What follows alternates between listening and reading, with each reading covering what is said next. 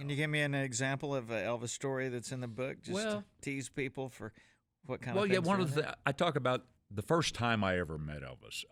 It was in Minneapolis, Minnesota. It was the first night of the tour, but we had to go in early, a day or two early, to rehearse. And I remember being in the rehearsal hall at the hotel, and we were there with the TCB band, Ronnie Tutt and James Burton and those guys. Sure. And then the Sweet Inspirations, they were there, and we were all there hanging out, talking, but there was no Elvis, And later I found out Elvis enjoyed being fashionably late, and he was that day. We're standing there waiting and waiting. It seemed like it was about an hour. Finally, we hear this commotion coming down the hall towards the room. Here comes this little entourage of people, and in the middle was Elvis.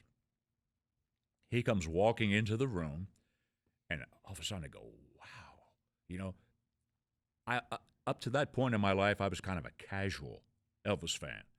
But boy, I became a huge Elvis fan after I met him the very first time. He came walking into the room, and you could actually almost feel him in the room. He had such presence, such magnetism, charisma, or whatever word you wanted to use. And I figured, wow, I now realize why this guy is the biggest star in the world. And back then he was, Oh, and he came over, hugged my neck, welcomed me into the organization. He already knew my name, which kind of impressed me. So my first meeting with Elvis was probably, pretty special. It really was. That's cool. Yeah.